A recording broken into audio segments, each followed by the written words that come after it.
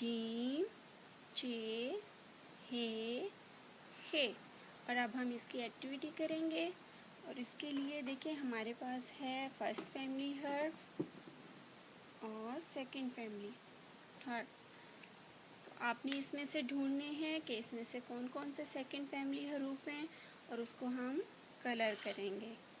Okay, इसमें से सबसे पहले देखें हमारे पास कौन सा फैमिली हर्फ है।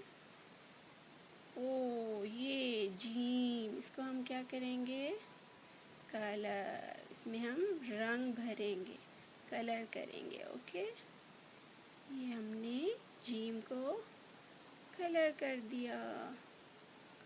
वाह, चलिए अब हम देखते हैं हमारा सेकंड फैमिली हर्फ कहाँ है।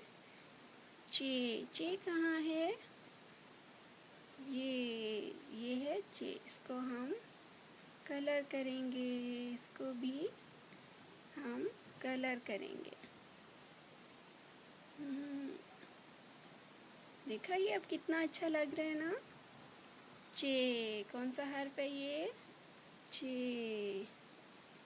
और अब हम कलर करेंगे हे को। इसको कलर करेंगे, हे को कलर करेंगे। ये देखिए, ये है हमारे पास हे और हम इसको कलर करेंगे। और इसके बाद हमारे पास खे। अब हम खे को कलर करेंगे। खे के सर पे देखे टोपी है ना, इसको हम कलर करेंगे। खे।